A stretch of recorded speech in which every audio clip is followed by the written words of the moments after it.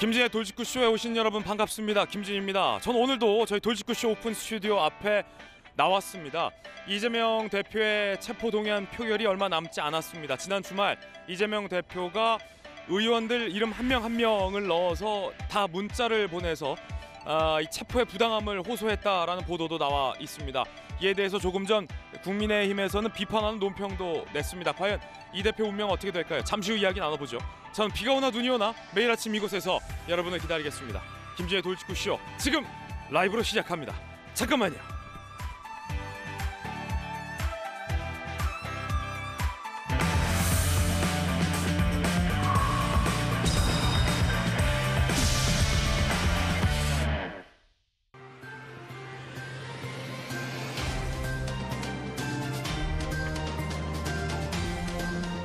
신문 읽어주는 남자입니다. 이화영 전 부지사가 김성태 전 쌍방울 회장과의 대질 조사에서 갑자기 존댓말을 했다. 20년간 형 동생으로 지내왔다고 김 회장은 이야기하는데 갑자기 존댓말로 존대를 한다면 상당히 어색할 것 같습니다. 그 어색함을 넘어 분노까지 표명했다는 기사 보도해드렸습니다. 그런데 오늘은 쌍방울이 후원하는지 몰랐다라고 이화영 전 부지사가 얘기했는데 알고 봤더니 트라이가 크게 찍혀 있었다라는 보도도 나옵니다. 잠시 후에 이야기 나눠보죠. 오늘 조간신문 4가지 키워드 준비되어 있습니다. 트라이. 첫 번째 키워드는 뭘까요? 전술핵. 북한이 다시 연일 도발 모드입니다. ICBM 미사일을 쏘더니 단거리 탄도미사일도 쐈습니다. 그러더니 이제는 이럽니다. 동아일보 8면입니다. 북한이 전술핵으로 청주 공군기지와 군산 미 공군기지를 겨눴습니다. 각각 F-35와 F-16 전투기가 배치돼 있습니다. 초토화를 노리고 있다라고 북한이 아예 공공연하게 발톱을 드러냈습니다. 잠시 후에 이야기 나눠보겠습니다.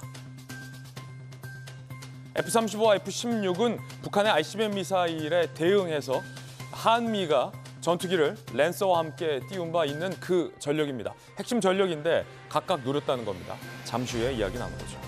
두 번째 키워드 살펴보겠습니다. 두 번째 키워드는 뭘까요? 초강수. 초강수. 한국일보 5면에 나와 있습니다. 누구의 초강수일까요?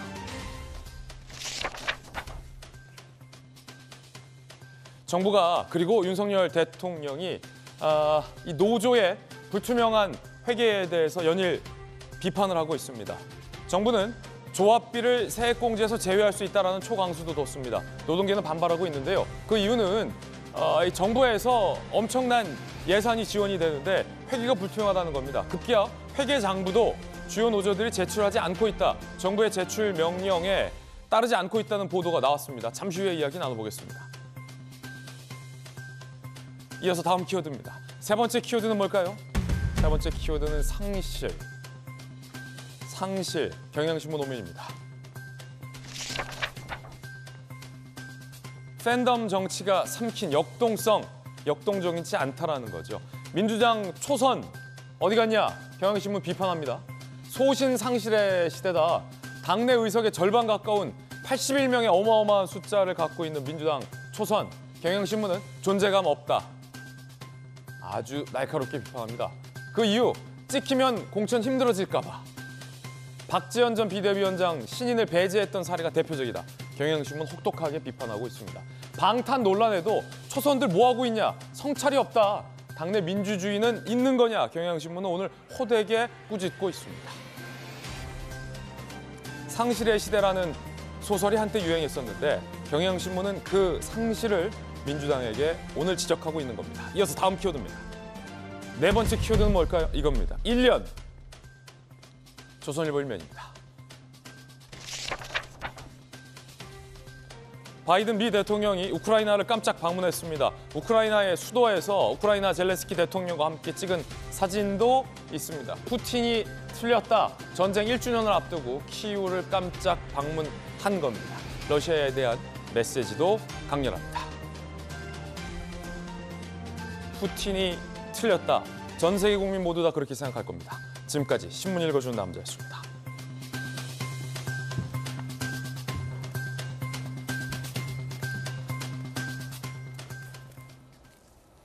오늘 함께 하신 분들 소개해드리겠습니다. 기자 출신, 언론인 출신의 한신대 김수경 교수, 국민의힘의 수석 대변인을 맡고 있는 박정하 의원 나오셨습니다. 부산에서 강한 민주당 재선 의원 전재수 의원, 검찰 출신의 변호사 김광삼 변호사 나오셨습니다. 어서 오세요. 김혜영 전 민주당 최고위원이 이재명 대표를 향해서 물러나라, 부끄러움을 느껴라, 뻔뻔함도 정도가 있다라고 호되게 비판을 했습니다. 그 뒤를 이어 박영선, 이상민, 박지원 민주당 내에서 전현직 중진들이 이재명 대표를 향해서 물러나라, 용퇴를 압박하고 있습니다. 첫 번째 이야기 지금 시작합니다. 체포동의안 전원, 물론 민주당 현역 의원들은 체포동의안 부결을 이야기하고 있습니다만 전원이 감돌고 있습니다. 그러자 이재명 대표가 민주당 의원 전원에게 문자 메시지를 돌렸습니다. 주말에 돌렸다고 보도가 되고 있는데 상대 의원의 이름 하나하나까지 다 넣어서 신경 써서 돌렸다고 합니다. 문자 메시지 내용에 어떤 내용이 들어가 있을까요? 당연히 체포의 부당함에 대해서 역설하고 있다고 전해집니다. 존경하는 전재수 의원님께, 이런 식이죠. 대선 패배 이후에도 민주당은 갈등 없이 단결했다. 진실의 방패를 들어 거짓의 화살에 맞서 싸워달라. 그리고 본인의 구속영장 전문 18쪽의 반박문도 함께 첨부했다라는 겁니다. 이 말은 많은 언론에서 해석하기를 체포동의안에 부결표 찍어달라라는 강한 메시지 표 단속으로 언론은 해석하고 있습니다. 전재수 의원님 문자 받으셨습니까? 예, 받았습니다. 내용이 어떤 건가요? 존경하는 전재수 의원님이라고 일단 이름이 돼 있나요? 예. 그러니까 이제 평상시에 의원들이 예. 개별적으로 이제 자신이 대표 발의하는 법안이라든지 또는 뭐 연구, 공부 모임이라든지 이런 것들을 이제 제안을 할 때 의원들이 이제 친전을 보내는 경우도 있고 문자 메시지, 카톡을 보내는 경우들이 있습니다.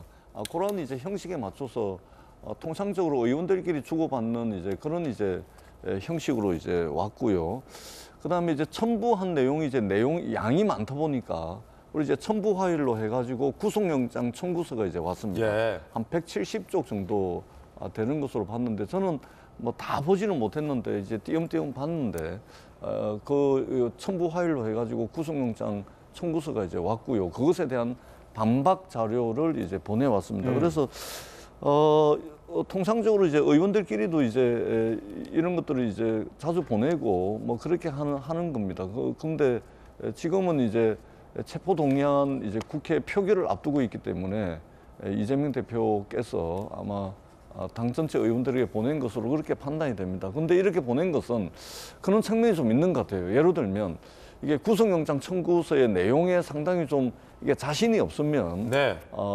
이 전문을 첨부를 해서 보내지는 않았을 텐데 구속영장을 한번 의원들이 잘 모르는 사람들도 있습니다. 그렇기 때문에 한번 읽어보면 판단이 될 거다라는 이제 나름의 어떤 자신감의 표현이지 않을까 이제 이런 생각도 들게 되고 저도 이제 대략적으로 좀 살펴봤습니다만 이게 범죄 혐의가 소명이 된다든지 또는 증거인멸의 우려가 있다든지 또는 도주의 우려가 있다든지 구속영장 청구서만 봐가지고는 이것을 확신하기는 상당히 어렵다. 그렇기 때문에 굳이 이것을 영장까지 청구를 할 필요가 있겠는가. 예. 오히려 재판을 통해서 증거와 물증과 법리를 통해서 유무죄를 다투는 것이 맞지 않을까 이렇게 생각을 합니다. 예, 이재명 대표가 정의당에도 러브콜을 보냈다는 보도도 많습니다. 어떤 러브콜을 보냈을까요?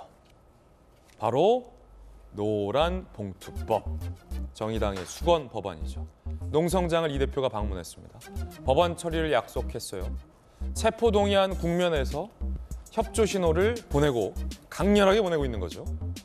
일부 민주당 의원들이 정의당 의원들에게 직접 설득도 났었다고 합니다. 직접 전화 메시지, 체포동의안 부결을 호소하고 있다. 이거 사실은 익명투표고 소신투표인데 표 단속이 세게 이루어지고 있는 걸로 보입니다. 대표도 의원 전원에게 문자 메시지와 억울함을 호소하고 직접적으로 진실의 방패를 들어달라라며 부결을 시사하고 민주당 의원들이 정의당 의원들까지 부결을 호소했다라는 건 어떤 판단이었을까요? 어떤 심리였을까요? 궁금합니다. 하지만 그러든지 말든지 정의당은 단호합니다. 불체포 특권 내려놓으라는 겁니다. 러브콜 됐고 불체포 특권 내려놓으라. 이정미 대표입니다.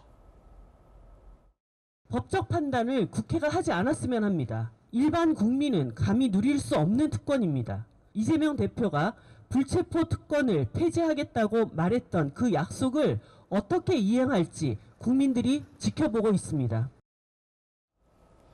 박정호 의원님, 네. 박수석 어떻게 보세요? 대표가 직접 문자 메시지도 보내고 정의당 농성자도 찾고 민주당의 이제 친이계 의원들이 정의당 의원들 맨투맨으로 뭔가 설득도 하고 뭐 돌다리도 두들겨 보자 뭐 이런 거 다음에 만사 부려 튼튼 뭐 이런 것 아니겠어요? 만사부려 튼튼. 지금 민주당이 169석을 갖고 있죠. 그러니까 재적 의원 과반수 이상이면 부결이 과반수 이상이 반대라면 저 체포동의안이 부결이 되는데 혹여 있을 수 있는 지금 뭐 개딸들이 얘기하고 있는 30표 어서 나오느냐 뭐 28표가 어떻게 되느냐 뭐 이런 얘기 하잖아요. 예. 그러니까 정의당이 갖고 있는 최소한의 대여섯 표라도 붙여놓고 혹여 당내에서 이 체포동의안에서 찬성하는 의원들이 그러니까 소위 말하는 이재명 대표에 대해서 반발하는 의원들이 혹여 있을까봐 그동안 팽개 쳐놓고 있었던 정의당마저도 천막농성하는 데 찾아가고 저렇게 얘기하는 거죠. 자당 의원들한테 문자 보내죠. 그다음에 정의당 찾아가죠. 그리고 매일 의총하면서 검찰의 그 구속영장이 잘못됐다고 얘기하죠. 글쎄. 근데 그 전에 보면은 이재명 대표 스스로 이런 불체포 특권에 대한 특권 내려놓자. 죄 없는데 뭐가 두렵냐. 대통령도 그럼 바로 깜빵 가야 된다라고 말씀하시던 그분이 바로 이런 거를 하고 있으니까 저는 뭐 겉으로는 태연한 척하고 죄 없다고 강변은 하고 있습니다만 예. 속으로는 뭐라고 할까요? 캥기는 마음? 캥기는 마음이 있어서 저렇게 자당 그다음에 심지어는 정의당까지도 저렇게 하고 있는 것 아닌가라는 생각이 듭니다. 그래서 예. 이게 상대당 대표님께 이런 말씀드리면 좀 측은해 보이기도 하고 그래요. 예. 김 교수님, 이건 이제 이재명 대표가 영장 실질 심사 가기 싫다. 그러니까 체포동의안이 부결되면 좋으니까 의원들에게 이렇게 호소를 하는 것일 텐데 이게 체포동의안이 찬성대로 바로 체포되는 게 아니거든요. 법원에 가서 영장 실질 심사를 받아서 검찰이 청구한 영장이 정말로 구속 사유가 될 만한지 아니면 이 대표가 주장했던 것처럼 허무맹랑한 소설인지를 법원이 판단을 하는 건데 그 판단도 받기 싫다라는 건 아니겠습니까? 그렇죠. 사실 이 이재명 대표가 민주당의 논리는 이 검찰 독재 그리고 야당 탄압 뭐 이런 이야기를 하고 있는데 궁금한 것은 법원도 그럼 다 한 통속으로 보는 것인가에 대해서 좀 누가 답변을 해줬으면 좋겠어요. 법원은 한 통속이라고 본다면 당연히 법원에 가기 싫다. 법원의 판단을 믿을 수 없다라고 얘기하는 게 맞지만 법원의 판단을 신뢰할 수 있다면 그 앞에 가서 내가 이렇게 무죄고 검찰이 억지로 소설을 써서 나를 이런 식으로 구속하려 한다. 이것은 부당하다라고 주장하면 법원이 다 양쪽 말을 들어보고 판단을 해줄 거거든요. 그렇기 때문에 우리가 이 얘기 여러 번 했지만 체포동의안이 가결된다고 해서 바로 수갑을 채워서 체포를 하는 게 아니고 법원 앞에 가서 판단받을 수 있게 해주자라는 거거든요. 그런데 계속해서 이제 이재명 대표는 그 부분에 대해서 얘기하지 않고 있어요. 계속 검찰만 얘기하고 있지. 그래서 법원이 공범이란 얘기인가? 라는 거에 대해서 답변을 안 하고 있기 때문에 그냥 겸허하게 법원에 가서 판단을 받고 본인이 생각하는 것처럼 정말 그렇게 무죄가 분명하다면 거기에서 구속영장이 기각돼요. 그러면 정말 민주당으로서는 이만한 호재가 없는 거거든요. 한번 판단을 받아보시는 게 어떨까 싶습니다. 그게 이제 정의당의 요구이자 정의당의 주장이기도 합니다. 박영선 전 장관이 갖고 있는 걸 내려놓는 게 신의 한 수다라고 정의당의 주장, 김 교수의 주장과 같은 이야기를 했습니다. 이 대표에 대한 압박입니다. 사즉생 생즉사, 살려고 하면 죽을 것이요, 죽으려고 하면 살 것이다. 이런 얘기도 했습니다. 스스로 자기가 갖고 있는 것을 내려놓는 모습. 이재명 대표가 할 수 있는 정말 묘수다. 그리고 신의 한 수다. 사즉생 생즉사 이런 어떤 논리가 작용되는 이치일 것이다. 그냥 체포동의안 불체포 특권만 내려놓으라는 겁니다. 법원 가서 영장 실질 심사 받고 살아 돌아오라라는 이야기일 수도 있습니다만 박영선 장관의 이 같은 요구, 정의당의 요구, 민주당과 이재명 대표에게는 받아들여질 공간은 그리 많지 않아 보입니다. 김광선 변호사님, 네. 검찰 출신으로 봤을 때 지금 검찰의 영장 보셨죠? 170쪽, 예. 굉장히 두꺼운 건데 지난주 금요일에 나오셔서 본인이 이제 검사에 있을 때 구속영장은 많아야 한 10쪽. 본인이 했던 사건 중에 가장 역대급 사건에 대한 구속영장도 50쪽이었다. 근데 이건 170쪽이다. 영장 발부될 가능성이 있다고 보세요? 크다고 보세요? 적다고 보세요? 만약에 영장 실심사 가면 이 대표가. 저는 발부될 가능성이 굉장히 높다고 봐요. 그래요? 네, 일단 이제 대장동 배임과 관련해서도 그 일당들은 지금 다 기소돼 있잖아요. 구속돼 있잖아요. 또 측근들 다 구속돼 있어요. 정진상, 김용, 이화영 다 구속돼 있잖아요. 물론 이제 그 뭐 뇌물을 직접 받았냐 안 받았냐 그것은 아직 검찰이 밝히지 못한 것 같아요. 하지만 지금 검찰이 영장 청구된 범죄 사실에 대해서는 상당 부분 뭐 증거를 좀 가지고 있지 않나 이런 생각이 들어요. 그런데 사실 지금 국회에서 이재명 대표에서 부결이 돼도 제가 볼 때는 생명의 어떤 연장선상이지 이게 결국 치유되는 건 아니라고 보거든요. 부결이 돼도? 그렇죠. 결국 이제 시간 끌기밖에 되지 않는다. 그런데 결론은 저희 거의 비슷할 것이라고 저는 보고 있는데 근데 만약에 이게 부결이 안 되고 가결이 된다랄지 아니면 영장심사 받았는데 이제 구속이 되면 이재명 대표는 굉장히 힘들죠. 여러 가지로 정치의 생명도. 그렇지만 저는 민주당은 또 살아남을 수 있다는 생각이 들어요. 그런데 부결이 되고 기소가 돼버리면 이제 민주당과 이재명 대표는 이제 한 몸이 되는 거거든요. 그래서 이제 이렇게 분리도 할 수 없고 분리 안 할 수도 없는 그런 상황이 되고 결과적으로 정치적으로 이제 블랙홀이 될 것이다. 그러면 내년 총선이 있는데 계속 재판에 참여해야 하고 더군다나 일주일에 뭐 한두 번은 재판 가야 할 거예요. 거기다가 재판 과정에서 나오는 것들이 아마 언론에 굉장히 도배가 될 거거든요. 그러면 그 내용 자체는 사실 이재명 대표에게 유리한 내용보다는 불리한 내용이 많을 것이다. 그러면 결과적으로 민주당은 결국 이재명 대표 사법 리스크 속에서 이제 헤어나지 못할 거라고 보는데 또 한 가지요. 지금 우리나라가 3부가 있잖아요. 상권 분립에서. 대통령 행정부는 국민의힘이잖아요. 그러면 민주당이 주장하는 대로 검찰은 뭐 윤석열 사단이라고 쳐요. 민주당 주장대로. 근데 사법부는 아직 문재인 정부의 사법부거든요. 대법원장 문재인 대통령이 임명한 사람 아닙니까? 그리고 현재 사법부의 수뇌부는 김명수 대법원장이 어떻게 보면 승진에 영향을 미쳐갖고 다 뭐 장악한다는 표현은 옳지 않지만 그렇기 때문에 지금 이재명 대표가 믿을 수 있는 것은 최고로 믿을 수 있는 것은 공정성을 기대할 수 있는 것은 3부 중에 바로 문재인 정부의 사법부라는 거죠. 그러면 사법부에 기대야 하는데 사법부의 영장 심사마저 행여나 공정하지 못할 거 잘못할까 봐 굉장히 걱정하는 걸 보면 뭔가 좀 잘못한 게 있긴 있지 않나 그런 의구심을 지울 수가 없어요. 예, 각자 패널들의 전문적인 의견 전해드리고 있습니다. 개인적인 견해와 함께 보내드리고 있는데요. 이상민 의원도 이재명 대표를 향해서 기소되면 물러나라 당헌 80조를 꺼내들었습니다. 검찰이 이 대표 기소할 경우 당헌 80조 1항을 근거로 대표직에서 물러나라. 이 대표 당을 끌어들여서는 안 된다. 그게 이재명도 살고 당도 사는 길이다. 당헌 80조 1항이 있거든요. 그 조항에 해당된다라는 민주당 내부의 목소리가 있거든요. 그러면 직무가 정지되거든요. 그거 하라는 겁니다. 전재수 의원님, 이상민 의원 당헌 80조 1항 근거. 근데 80조 당헌 그때 만들었잖아요. 개정했잖아요. 엄연히 살아있는데 네. 언제 논의합니까? 혹시 논의 안 합니까? 그러니까 이게 당헌 80조는 정확하게 부패 혐의로 기소됐을 경우입니다. 예. 부패 혐의. 지금 이제 구속영장을 보게 되면 성남시장으로서 성남시와 성남시민을 위해서 했던 일을 이재명 당시 시장의 개인의 어떤 정치적 치적을 위해서 말하자면 제3자 뇌물 뭐 이런 식으로 이제 지금 구속영장 청구서에 나와 있는 거 아닙니까?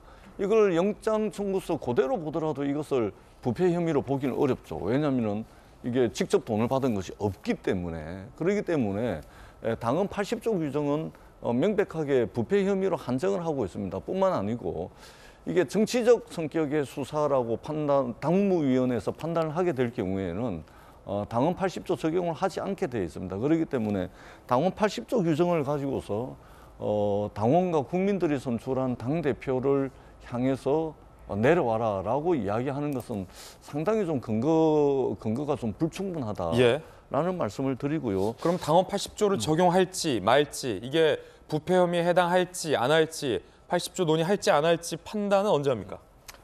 그러니까 지금 현재 구속영장에 나와 있는 것에 의하면 당헌 80조를 논의할 만한 이제 당헌 당규상의 근거는 없습니다. 단계는 아니다? 없고, 제가 아울러서 한 말씀만 좀 짧게 드리자면, 네. 이제 법원의 영장실질심사 자꾸 말씀을 하시는데요. 대한민국 헌법 44조, 헌법 84조, 헌법 106조는 행정부의 수장인 대통령, 입법부의 구성원인 국회의원, 사법부의 구성원인 판사들에 대해서 체포할 수 없는 규정, 또 소추할 수 없는 규정, 또 파면할 수 없는 규정들을 정해놓고 있습니다. 이게 왜 그러냐면 국가에 의해서, 국가 권력에 의해서, 정치 권력에 의해서 형사권이 과도하게 남용되거나 오남용될 경우에 상권 분립 체제가 흔들릴 수 있기 때문에 상권 분립이 상권 분립으로 제대로 작동하기 위해서 헌법에 규정을 하고 있는 내용입니다. 그렇기 때문에 이 부분을 무시를 하고 자꾸만 떳떳하면 나가서 심사받아라 이렇게 이야기하는 것은 상권 분립 체제의 헌법적 가치, 헌법적 기초를 무너뜨리는 이런 발언이다라는 말씀을 제가 다시 한번 드리고요. 이것은 국회의원 개개인에게는 특권으로 비춰질 수 있으나 상권 분립이 상권 분립으로서 가능할 수 있는 굳건한 그 기초 위에 설 수 있는 헌법적 그 내용이 분명히 있다. 이 말씀도 아울러서 드리도록 하겠습니다. 예, 이재명 대표의 혐의는 부패 혐의가 아니다라는 현재수 의원님의 의견이었습니다. 동의하십니까, 박수석께서는? 아니요, 동의할 수가 없죠. 국민들 대다수가 지금 이재명 대표에게 요구하고 있는 게 그게 아닌 거로 나타나는 걸로 보여지고 있는 거고요. 민주당의 지금 최근에 성적표, 그러니까 소위 말하는 당의 지지율이 떨어지는 이유가 바로 저기 있는 거예요. 지금 전재수 의원님 말씀 주신 거에 대해서 제가 말을 이렇게 말꼬리를 잡으려고 하는 건 아닌데, 헌법 말씀하셨죠. 그다음에 당헌 80조 얘기했죠. 그런 것들이 쌓여서 국민들이 지금 얘기하는 게 방탄이라는 이유가 바로 거기에 있는 거거든요. 그러니까 국민들은 그 헌법의 선의의 목적으로 기술되어 있는 그걸 이용을 해서 국회의원이 되고 당 대표가 돼서 지금의 본인이 갖고 있는 부패 혐의를 막기 위해서 법원으로의 판단마저도 안 받기 위해서 저렇게 하는 걸 방탄이라 한다라고 국민들은 말씀하시는 거고, 그래서 이 특권을 버리고 가서 법의 심판을 받아봐라라고 요구하는 거고요. 두 번째는 딱 그 부분인데요. 저희가 옛날부터 그 민주당의 당헌 80조 개정에 관해서 논의를 많이 했던 이유는 이게 정치적 탄압으로 기소가 될 경우, 그전에는 공직자나 정치인들은 기소만 되더라도 직을 내려놓고 가서 수사를 받는 그런 게 보통의 일반적인 상식이었는데, 정치적 탄압을 받으면 기소되더라도 대표직을 유지할 수 있다, 당직을 유지할 수 있다, 이 규정이 참 이상하다, 이재명 대표를 위해서 만들었다라고 해서 논란이 되잖아요. 지금 말씀하신 것처럼 자 봐요, 이게 어떻게 정치 탄압이에요. 이재명 국회의원이자 민주당 대표이신 이재명 대표께서 과거 성남시장 시절에 거기에 있는 지역 토호들과 결탁이 돼서 국민들한테 돌아가야 될 이익을 이상하게 흘렸다라고 하는 게 핵심적인 거예요. 이거는 부패 혐의죠. 어떻게 이걸 정치 탄압이라고 얘기할 수 있는지 저는 여전히 이해할 수가 없는 부분입니다. 예, 들으셨듯이 국민의힘에서는 이재명 대표에게 가해진 혐의는, 적용된 혐의는 부패 혐의다라고 보고 있고, 민주당에서는 야당 탄압이다라고 주장하고 있습니다. 그 중심에 이른바 부체포 특권이 놓여 있는 건데, 다른 거 차치하고 이재명 대표 본인이 비교적 가까운 과거에 부체포 특권과 관련돼 했었던 발언이 준비되어 있습니다. 들어보시죠. 부체포 특권 제한해야 된다. 100% 동의할 뿐만 아니라 제가 주장하던 것입니다. 10년 넘도록 먼지 털듯이 탈탈 털린 이재명 같은 깨끗한 정치인에게는 전혀 필요한 것이 아닙니다. 빈총에는 방탄이 필요하지 않습니다. 죄 짓지 않은 청렴한 정치인에게는 부체포 특권 전혀 필요하지 않습니다. 그 부체포 특권이 지금은 매우 필요해 보이는 모양입니다. 정진석 비대위원장, 박홍근 원내대표가 서로를 겨눴는데요. 한번 들어보시죠. 두 전직 대통령을 감옥에 보낸 대한민국 국법이 제1야당 대표에게는 적용되지 못할 특별한 이유가 있는 것입니까? 이재명 의원이 마땅한 죗값을 치르도록 하십시오. 이재명이 없어도 민주당은 망하지 않습니다. 이제는 여당 지도부까지 검사 돌격대를 자처하고 나섰습니다. 비판하려면 창의력이라도 있어야지 앵무새처럼 한 장관과 정치 검사들의 억지 주장 따라하기에 여념이 없습니다. 그런가 하면 이상민, 박영선, 김혜영 그리고 박지원 전 비대위원장도 이재명 대표의 불체포 특권 포기를 요구했습니다. 그러자 박지원을 출당시켜라라는 청원이 2만 명을 돌파했다는 뉴스도 보도됩니다. 이재명 대표는 불체포 특권 내려놔야 한다. 박지원 전 비대위원장이 요구를 했죠. 민주당의 당원 청원 게시판에 박지원 출당 징계 요구 글이 오늘 오전 기준으로 2만 9천 명 이상 동의를 했습니다. 5만 명 넘을 경우 지도부의 공식 답변이 달리게 돼 있는데요. 함께 보실까요? 자, 박지원 전 위원장에 대한 출당 권유 내지의 징계를 요구합니다. 불체포 특권 포기하라 요구했다고 출당시켜라. 2만 9,083명의 청원 동의가 현재 이루어진 상황입니다. 박지원 전 비대위원장, 김수현 교수님, 유독 근데 박지원 전 비대위원장에 대해서 이른바 강성 지지자들의 평가가 더 냉혹한 것 같아요. 예를 들어 박영선 전 장관, 이상민 의원, 박용진 의원. 박용진 의원에 대해서도 냉혹하구나. 박용진 빼고 이상민, 박영선 전 장관이나 이런 분들한테도 비판이 있긴 하지만 유독 박지원 전 비대위원장에게는 더 가혹한 것 같아요. 더 대표적으로 이름을 거론하기도 하고. 아닙니까? 그렇죠. 제가 보기에도 그런데 그 이유를 좀 생각해 보자면 이제 소위 말하는 개딸들, 강성 지지층이 볼 때는 박지원 위원장은 어떻게 보면 이재명 대표의 은혜를 입어서 굉장히 어린 나이에 정치권에 훅 들어올 수 있었던 사람인데 비대위원장으로 발탁된 계기가 그렇죠. 자기의 어떤 정치적 산에서 물론 있긴 했었죠. 예전에 엠번방 사건으로 좀 유명해지긴 했지만 그렇다고 이렇게 정치권의 중심에 설 수 있을 만한 정치적 자산이 있었던 사람은 아닌데 그것 또한 사실이죠.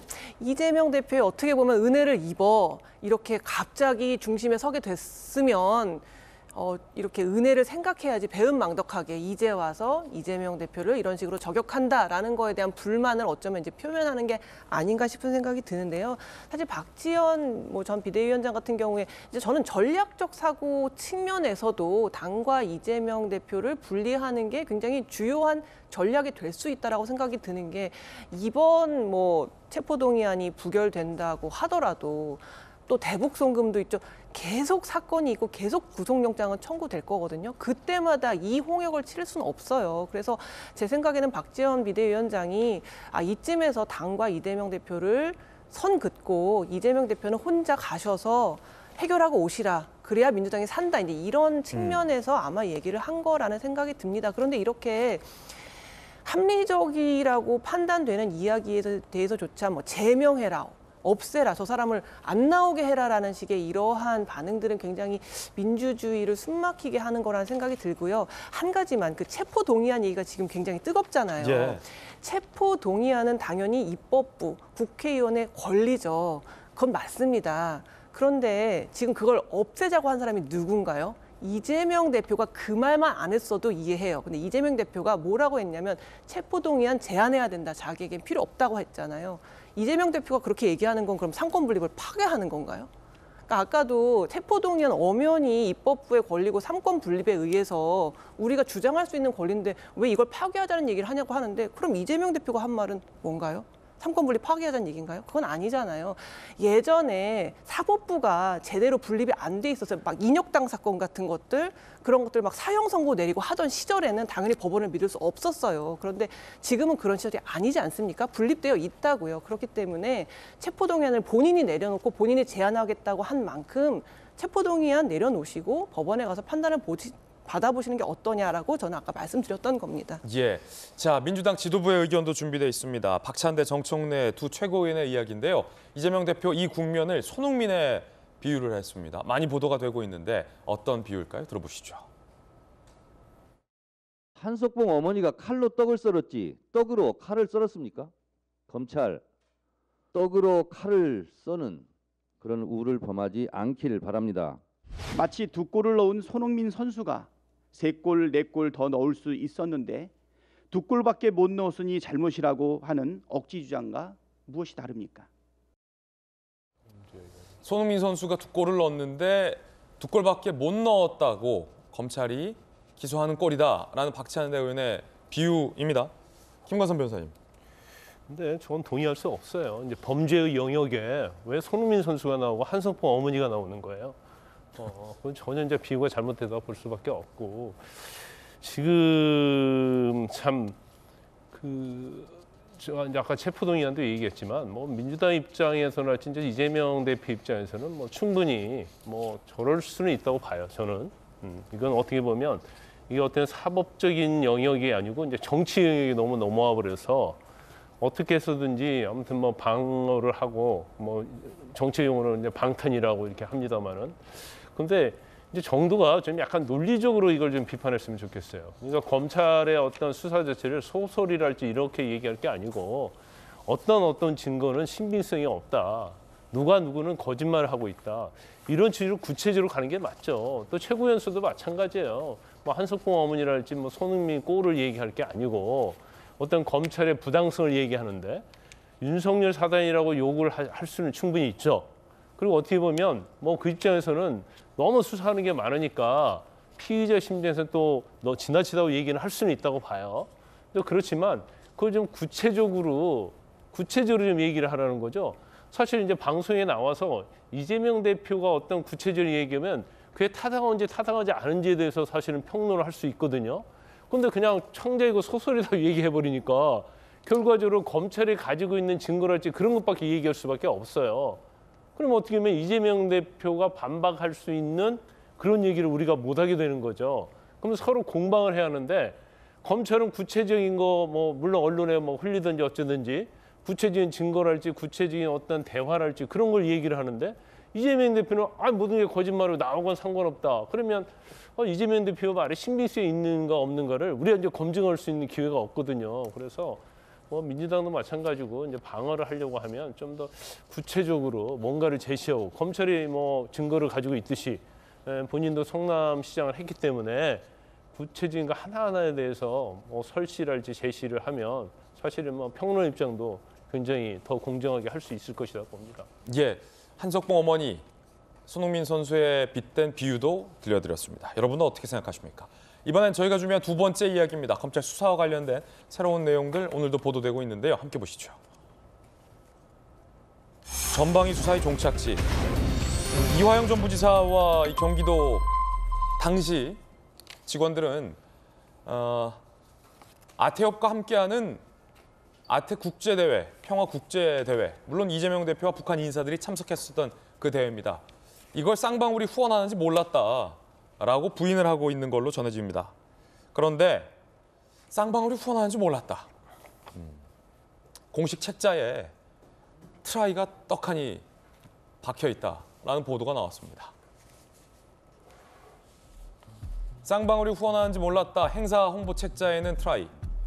쌍방울과 KH그룹의 아태협 후원 사실을 몰랐다. 이화영 전 부지사는 이렇게 얘기합니다. 구체적으로 말하면 아태평화 국제대회를 쌍방울이 후원을 했는데 1회, 2회 그 사실을 몰랐다라는 거죠.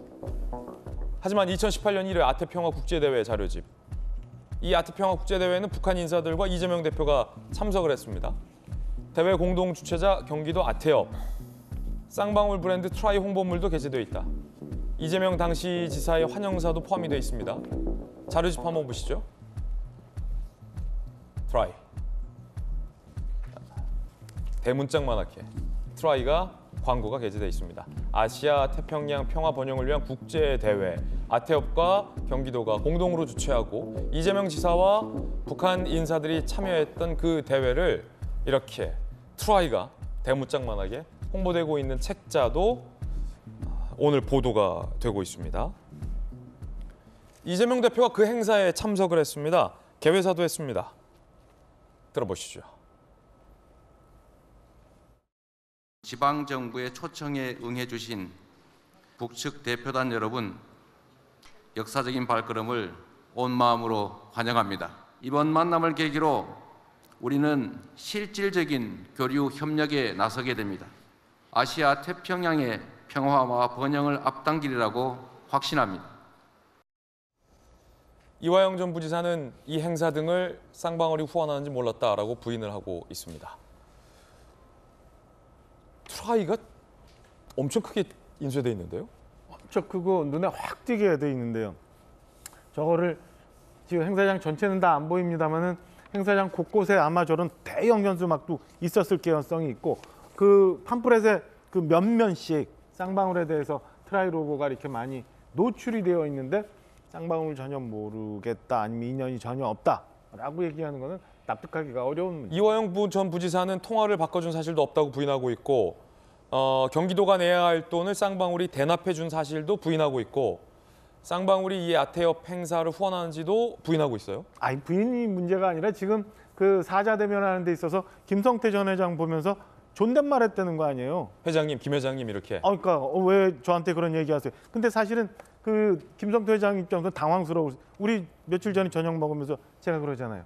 뭐 찬이 잘 있니? 예. 아니면은 뭐 저랑 이름 비슷한 재수 씨는 지금 뭐 잘 있니? 예. 뭐 이런 얘기하면서 막 이거 왜 그래 김진 너는 왜 그래? 뭐 이런 식의 얘기를 하다 사석에선 충분히 그렇게 예. 하다 갑자기 언제 저 봤어요? 그리고 왜 그러세요? 저한테 뭐 이런 식의 얘기를 하면은 어떻게 하겠어요? 왜 소위 그 심리 상태를 좀 이해를 할 수 있어요? 그럼 내가 무슨 큰 죄를 지었나 이런 생각을 하겠죠. 그러니까 뭔가 저는. 가리려고 하는 거죠. 그거 아니면 해석이 안 되는데 이제 와서 뭐 다 모른다고 하고 심지어는 상대방 20년 동이나 알았동안 상대방을 모른다고 하는 그게 저는 뭐 다른 거는 다 그 감추기 위해서 불가피하게 수세적인 입장에서 그럴 수 있다고 쳐도 저런 뻔뻔함, 얼굴 두꺼움, 이 정신승리 이것만은 저는 뭐 도저히 이해하기가 어려운 부분이에요. 하지만 또 이화영 전 부지사 입장에서는 김소영 교수님, 내가 부지사인데 그 자료집을 내가 꼼꼼히 다 보겠냐. 그리고 그냥 와서 지사도 오고 하니까 의전도 하고 북측 인사 챙기느라 정신없지 행사장 뭐 어디에 뭐 트라이가 있는지 쌍방울 내복이 있는지 그걸 내가 어떻게 하냐라고 충분히 항변할 수도 있을 것 같은데요. 제가 뭐 공문 같은 건 없습니까? 제가 일단 첫 번째로 이제 북한 관련한 여러 가지 컨퍼런스를 가봤습니다. 제가 뭐 통일연구원에서 재직을 했으니까 저렇게 큰 어떤 기업의 광고물이 자료집에 대문짝만하게 치는 건 거의 처음 봤어요. 제 기억에는 없어요. 그래서 아마도 그 참석자들이 쌍방울이랑 도대체 무슨 상관이지? 이렇게 여자가 내복만 입은 전면 광고가 자료집에 떡하니 실릴 만큼 무슨 관계가 있지? 아마 의아하게 생각했을 거라고 저는 추측이 되고요. 두 번째로 경기도 측에서 아태협에다가 뭐라고 공문을 보냈냐면은 이렇게 후원사들의 홍보물이 이렇게 찍혀 있거나 뭐 플래카드도 걸고 그랬다고 해요. 쌍방울이. 이렇게 된 경위를 설명해 주십시오 하고 뭐 이제 2회 행사도 있었을 테니까. 네, 1회 행사 말고 뭐 2회 행사에는 쌍방울이 플래카드도 결고 했다고 해요. 그래서 이렇게 홍보물이 뭐 게시된 연유를 설명해 달라라는 공문을 경기도가 아태협에 보내요. 그랬더니 아태협이 쌍방울은 오래전부터 1회 대회도 그렇고 2회 대회도 그렇고 우리를 쭉 후원해온 기업이다라는 답변을 공문으로 또 보내요. 그럼 경기도 사람들이 다 쌍방울을 후원하는 거를 공문으로 알고 있었네요? 당연히 공문으로 받았으니까 그땐 알죠. 쌍방울이 이 행사를 계속 후원하고 있어가지고 쌍방울 광고물이 이렇게 들어갔던 거구나라는 걸 경기도가 모를 수가 없습니다. 그런데 지금 경기도는 몰랐다고 얘기를 하고 있거든요. 앞뒤가 맞지 않는 거죠. 이렇게 구체적인 공문과 물증들이 나오고 있는데 이화영 부지사, 뭐 경기도 관계자들 그냥 모르쇠로 처음부터 끝까지 일관한다고 해서 설명이 되지 않는 부분이 너무 많기 때문에 그 부분을 그러면 납득 가능하게 설명을 해달라는 거죠. 아니 아태협이 경기도에게 이렇게 공문을 보내서 쌍방울이 우리를 후원해 왔다라는 거를 명시했는데 왜 그걸 몰랐습니까? 거기에 대해서 과연 이화영 부지사는 또 경기도 관계자들은 뭐라고 할지 그 대답이 우리 국민들은 궁금한 거죠. 사실은 전재수 의원님, 쌍방울 기업이 뭐 남북 관련돼서 좋은 행사 후원하는 게 나쁜 건 아닌데 그리고 공문도 나왔고 트라이도 대문짝만하게 박혀서 이거 뭐 안다라고 그냥 얘기해도 될 법한데 굳이 이것까지 왜 부인할까요? 글쎄 뭐 저도 잘 모르겠는데 근데 예. 이게 후원 했건 후원하지 않았건 이게 왜 중요한 것이죠 이게? 그렇지 않습니까? 예. 제가 볼 때는 후원을 뭐 했건 후원을 하지 않았건 저는 별로 중요한 것이 아니다 이렇게 생각을 하고 있고, 또 후원한 사실을 알았냐 몰랐냐 무조건 다 기억해라. 왜 몰랐다고 이야기하느냐 이렇게 광고까지 했는데, 이렇게 또 이야기하는 것도 제가 볼 때는 그 이 사건의 어떤 실체를 그 우리가 알아가고 파악하는데 그렇게 중요한 것 같지는 않습니다. 이게 기억을 해야만 되는 것인지 또 몰랐다고 이야기하는 것인지, 이게 이 사건의 어떤 실체를 밝혀나가는데 저는 왜 중요한 것인지, 이게 왜 이야기의 주제가 되는지 저는 잘 모르겠습니다.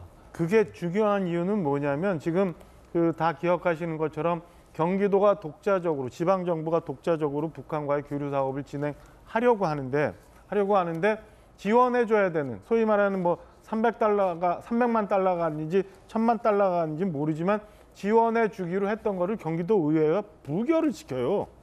그래서 돈이 넘어갈 수가 없어서 북한을 가지도 못하고 교류 사업을 진행을 못하니까, 소위 우리 국민들이 지금 궁금해하는 거는 그 부분이 가장 핵심적인데, 왜 쌍방울이 그 돈을 댔느냐, 이게 그럼 쌍방울이 독자적으로 그 개인 기업이 대북 사업을 하기 위해서 준 거냐, 아니면 경기도가 하고자 하는 사업을 대납한 거냐라는 게 핵심적인 거거든요. 그러니까 이게 쌍방울이 후원을 했는지 개입돼 있는지에 대해서 확인하는 거는 저는 이 대북 사업과 관련한 문제에 있어서 가장 중요한, 그리고 쌍방울이 이재명 대표와의 관계를 확인하는 데 있어서 가장 중요한 대목이라고 보여지고 있고, 검찰도 국민도 사실은 거기를 쳐다보고 있는 거예요.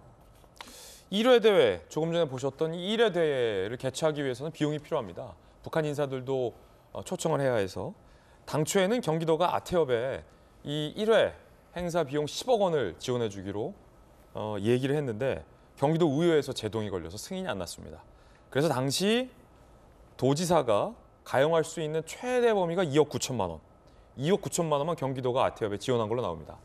그러면 남은 8억여 원의 부족한 비용은 누가 충당했을까요? 퀴즈입니다. 쌍방울이 냈습니다.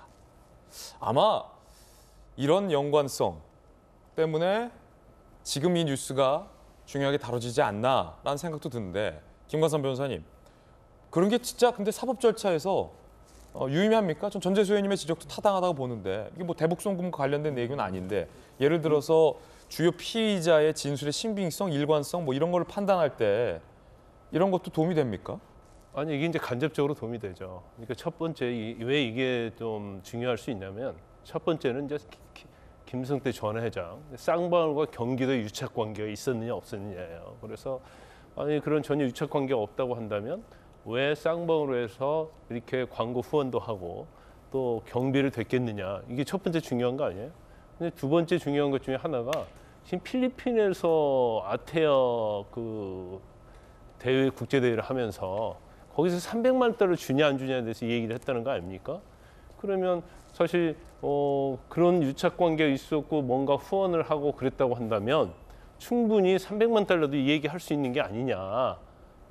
그럼에도 불구하고 이제 그 슈라이가 아니면 뭐 쌍방울이 후원한 걸 몰랐다 알았냐, 이런 거에 대해서 거짓말을 하고 있는 게 아니냐, 이제 그걸 갖다가 뭐 판단해 볼 수 있는 가늠죄가 되는 거죠, 이거 자체가. 그래서 지금 뭐 경기도 아마 공무원들이 대부분 이제 모르쇠로 일관하고 있는 것 같아요. 그래서 검찰이 상당히 이제 수사의 난항을 겪고 있는 걸로 알고 있는데, 아마 이제 저런 내용들도 이제 검찰이 또 다른 내용을 근거로 해서 아태협하고 경기도하고 쌍방울에 굉장히 밀접한 유착 관계가 있다, 이런 걸 좀 입증을 하기 위해서 수사를 하고 있지 않나, 그렇게 추론을 해봅니다. 자, 물론 그럼에도 불구하고 이화영 전 부지사가 여전히 쌍방울이 그 행사를 후원했는지 지원했는지 모를 수 있는 가능성은 있습니다.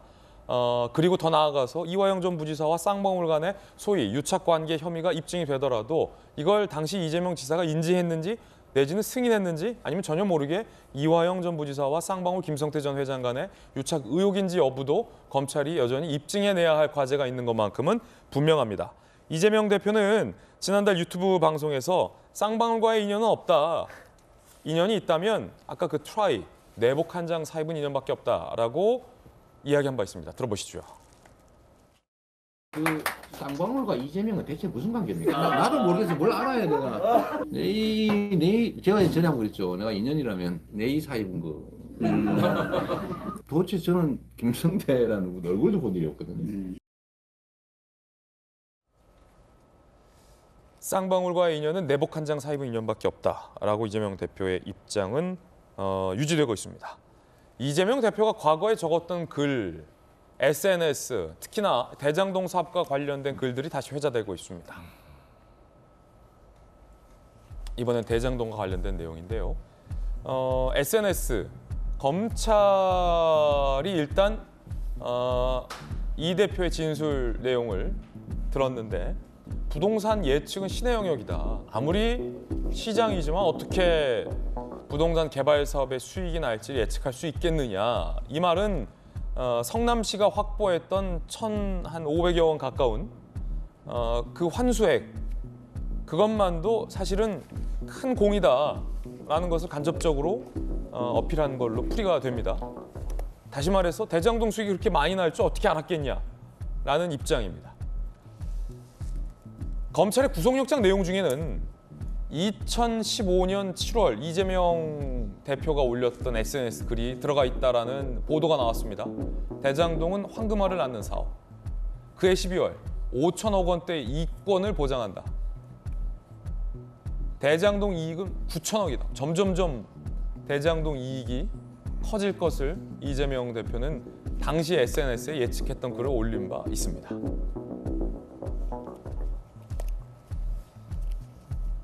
이재명 대표는 검찰에서 성남FC의 운영 성과는 개인이 아닌 성남시 귀속이다, 사유화가 불가하다라고 얘기를 했습니다. 하지만 검찰의 구속영장 내용 중에는 축구단도 내 정치에 활용했다라는 이재명 대표의 과거 SNS 글이 인용됐다고 합니다. 행정 능력 보여주고 정치적 이익을 추구할 것이다 라는 SNS 글도 올라와 있습니다. 이게 물론 정치인이 본인의 SNS에서 홍보를 하기 위해서 이제 글을 올린 것을 어떤 범죄 혐의에 대한 반박 증거로, 직접적인 증거로 사용될 가능성은 좀 낮아 보이긴 하는데, 앞서 이제 불체포 특권 얘기 논란과 좀 비슷한 경우 같아요. 전재수 의원님, 과거 이재명 대표 글을 보면 대장동 수익을 굉장히 예측을 합니다. 뭐 5천억, 9천억, 황금알 뭐 이런 얘기도 하는데 검찰에서는 또 막상 그렇게 클 줄 예상 못했다. 그러니까 저는 검찰의 이제 구속영장 청구서가 저런 내용들로 채워져 있어요. 예를 들면 언론의 보도, 그러니까 신문 보도, 언론 기사, 그다음에 SNS 저는 이제 그 글 올린 거, 이거는 법원에 가면 증거로 인정을 못 받는 자료들입니다. 그냥 증거를 보강하기 위한 참고 자료 정도는 되지만 증거로 인정이 안 되는 거거든요. 백날 언론 기사 나온 거 첨부해가지고 언론에 이렇게 보도됐다, SNS에 이렇게 이야기했다, 그거 해봐야 법원에서 증거 자료로 인정이 되지 않기 때문에 저는 그러니까 검찰이 물증과 증거 그리고 법리에 따라서 수사를 하고 그러한 수사 결과를 바탕으로 해서 재판정에서 법원에서 유무죄를 다퉈야 될 거 아닙니까? 근데 전부 진술, 무슨 SNS에 올린 글, 무슨 언론 보도 자료 뭐 이런 거 가지고서 지금 계속해서 구속영장 청구서 대부분이 쓰여져 있습니다. 그리고 뿐만 아니고 자신의 어떤 행정 능력을 보여가지고 정치적 이익을 도모하려고 했다. 아니 대한민국 천지의 모든 시장, 군수, 구청장, 국회의원, 대통령조차도 자신의 어떤 능력을 보여가지고 국민들로부터 평가받고 싶어 하지 않는 선출직 공직자가 누가 있습니까? 시장, 군수, 구청장 그렇지 않습니까? 우리 지역에 기업 하나 유치하기 위해서 얼마나 많이 노력합니까? 자신의 능력을 보여가지고 어떤 주민들의 삶의 질을 끌어높이고 또는 지역의 수건 사업 이런 것들을 해결하기 위해서 얼마나 많은 노력들을 합니까? 그런데 이렇게 노력한 것을 말하자면 검찰이 사법적 잣대를 가지고서 사법적 판단을 하게 된다면 시장, 군수, 구청장, 국회의원, 대통령이 왜 필요합니까? 모든 것들은 그러면은 검찰에 의해서 사법적 기준과 잣대에 의해서 말하자면 형사처벌을 받아야 되는 그런 웃지 못할 결론에 다다르게 되는 것이거든요. 뿐만 아니고 이 대장동을 예로 들자면 해운대 LCT는 어떻습니까? 1조 원 이상의 이익이 났음에도 불구하고 부산시가 공익 환수를 10원도 못했습니다. 양평 공흥지구는 어떻습니까? 윤석열 대통령의 장모께서 민간 개발을 했는데 양평시가 얼마 환수했습니까? 전부 민간 개발업자들에게 이익이 다 돌아가지 않았습니까? 그러니까 기준과 잣대를 똑같이 해야 된다. 왜 한쪽에는 기준과 잣대를 가혹하고 엄격하게 하고 또 한쪽에는 기준과 잣대를 아예 적용을 하지 않는지. 그러기 때문에 불공정하다라는 말씀을 드리는 것이고, 불공정하기 때문에 국가의 형사권, 수사권이 오남용되고 있다. 이 말씀을 저희들이 드리는 것입니다. 예. 그게 이제 사실은 그 전재수 의원님 말씀 주신 것도 그 상황에서는 이해가 됩니다만은 국민들이 궁금해하는 것, 그다음에 저희가 얘기하고 있는 거는 왜 그때는 맞고 지금은 틀리냐에 대해서 얘기를 하고 있는 거거든요. 과거 뭐 조국 전 장관 관련해서 조적조 얘기했던 것처럼 이건 그에 이어서 이제 명정명이 되는 건데, 쉽게 큰 줄기만 보면 대장동 내가 설계했다라고 했잖아요.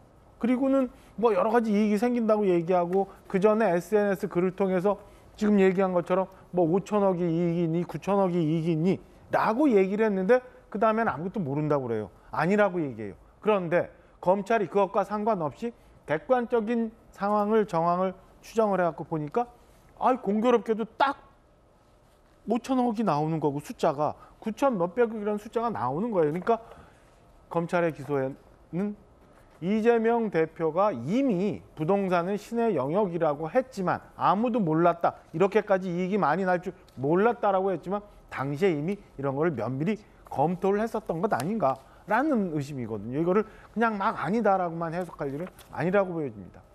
그런가 하면 이번에 성남FC 사건과 관련된 내용입니다. 네이버, 두산건설, 차병원 회장, 대표 등도 입건이 됐습니다. 기소될 가능성도 얘기가 나오고 있습니다. 김모 전 네이버 대표 40억, 이모 전 두산건설 회장 55억, 차모 차병원 회장 33억, 이재명 당시 성남시장의 인허가 청탁을 대가로 성남FC에 뇌물을 건넨 제3자 뇌물공여 혐의로 입건을 했습니다. 기소할 가능성도 제기되고 있는 상황인데, 김광삼 변호사님, 그러니까 네이버의 김모 회장도 두산건설의 이모 회장도 차병원의 차모 회장도 각각 목적을 갖고 청탁성의 돈을 성남FC의 후원이라는 형식을 통해서 소위 제3자 뇌물로서 준 거다. 검찰은 이렇게 보고 있는 건데, 입건을 했으면 기소할 가능성도 굉장히 있겠군요. 제가 볼 때는 기소할 수밖에 없죠. 왜냐하면 이재명 대표가 이제 뇌물로 영장이 청구됐잖아요. 제3자 뇌물로. 그러면 부정한 청탁을 받고 성남FC에 돈을 주도록 한 거잖아요. 그런데 부정한 청탁을 한 당사자들, 그래서 그게 이루어졌고 그걸 돈을 준 사람은 당연히 뇌물 공여가 되는 거예요. 그래서 아마 이 3명에 대해서는 뇌물 공여 혐의로 이제 기소될 가능성이 큰데, 아마 법정에서 다 인정을 할 가능성이 커요. 이 3명은. 그런 다음에 이제 그 사람들이 주장하는 것은 이거 자체가 뇌물이 되는지는 몰랐다. 이제 성남FC에 주면 그건 어떻게 보면 성남시와 관련된 걸 알았다. 이런 취지로 얘기할 가능성이 크다고 보고요. 그런데 증거 관련해서 내가 한 말씀 드릴게요. 우리 아까 그 2015년 7월 SNS에 이재명 대표가 대장동 황금알을 낳는 사업이다. 그다음에 5천억대 이권 보장이 된다. 대장동 이익이 9천억 원이다. 이런 내용의 SNS 내용은 굉장히 중요한 증거가 되는 거예요. 왜 증거가 되냐면 SNS 이거에 대해서는 이재명 대표가 법정에서 부인 못할 거예요. 그러면 동의를 하거든요. 증거에 대해서는 동의. 그러면 제가 재연을 해본다면 판사가 이렇게 물어볼 거예요. 제가 몇 가지 이재명 대표에 좀 물어보겠다. 아니 그 민간업자가 제시한 3,600억 중에서 절반인 1,822억 원을 회수했다고 했고, 그다음에 본인이 부동산 예측은 신의 영역이라고 하지 않았느냐. 그래서 수익을 예상 못했다고 그렇게 검찰 진술서에 얘기를 했고, 또 변호인이 얘기를 했는데, 왜 그때 2015년도에는 왜 황금알을 낳는 사업이라고 했냐. 그리고 적어도 5천억대 이권 보장이 되고 대장동 이익이 9천억 원이라고 얘기한 것은 이게 말이 모순되지 않느냐. 왜 SNS 때는 뭘 근거로 이런 얘기를 한 것이냐. 이렇게 물어볼 거예요. 예. 그래서 이재명 대표가 주장하는 신빙성을 탄핵하는 데 있어서 이건 굉장히 중요한 거고, 이것은 증거로 채택될 가능성이 굉장히 크거든요. 이걸 단순히 증거로 그냥 가치가 없다 이렇게 얘기할 수 있는 건 아니에요. 그래서 법적으로? 그렇죠. 법적으로 이거 뭐 유죄 판결하면 가장 중요한 증거 중에 하나가 될 거거든요. 특히 대장동 배임과 관련해서. 그래서 저는 이걸 보고 검찰이 수사를 아무튼 무지막지하게 많이 했구나. 이런 좀 느낌을 받았어요. 그래서 아마 이거 말고도 검찰이 가지고 있는 증거들이 좀 굉장히 많지 않은가. 이게 SNS까지 이걸 뒤져가지고 증거를 확보했다고 한다면 이제 그런 생각을 합니다. 구속영장이 청구됐죠. 그리고 이제 국회로 올 예정입니다. 그 구속영장에는 특히 성남FC 의혹과 관련해서 두산건설과 성남시 이재명 시장 간의 관계와 의혹에 대해서 이렇게 적혀 있다고 합니다. 구속영장 청구서에 따르면 당시 성남시 직원들이 이재명 시장에게 두산이 갖고 있는 부지를 용도 변경해주는 대가로 현금을 받는 것은 불법이다라는 보고를 올렸다고 합니다. 영장에 따르면. 하지만 그런 보고를 받고도 이 시장은 당시 최대한 이익을 확보해라고 지시했다라고 영장에는 적시가 돼 있다. 그리고 나서 성남시 직원들이 두산과 협약서를 맺는데요. 성남시 두산건설 간 최종 협약서 내용에는 문화예술체육 공공부문에 기여한다라고 적시가 되어 있습니다. 지급 대상 성남FC라고 명시하지 않았다는 겁니다. 검찰은 의도적으로 성남FC에 지급한다라는 것을 회피했다라고 보고 있습니다. 금액도 적시하지 않았다는 겁니다. 성남FC가 후원금을 받는 것이 법 위반이다라는 것을 사전에 직원들의 보고를 통해서 인지하고 있었던 만큼 그 이후에 실제 두산과의 최종적인 협약서를 작성할 때는 지급 대상이나 금액이 드러나지 않도록 하면서 후원금을 확보할 수 있도록 소위 우회를 한 건 아니냐라고 검찰은 구속영장에 의심을 하고 있다라는 겁니다. 김광선 변호사님, 검찰의 주장인데 어떻게 보십니까? 검찰 주장이 맞을 수도 있고 틀릴 수도 있는데 이제 검찰의 주장은 이런 거죠. 정말 정정당당하다고 했으면 성남의 FC의 후원이나 광고를 목적으로 해서 돈을 준다. 이렇게 협약서에 쓰면 되는 거 아니에요? 그럼 성남 FC라고 갈 것은 명백해졌단 말이에요. 물론 이걸 한번 따져봐야 돼요. 그 당시에 문화예술 체육, 근데 체육에는 성남 FC가 들어가죠, 사실은.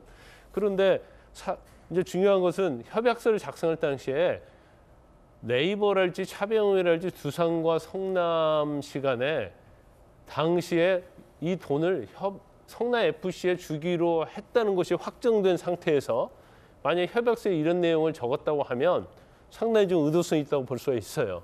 그런데 이렇게 해놓고 나중에 성남 FC로 갔다고 하면 뭔가 약간의 재량적 측면이 있겠죠.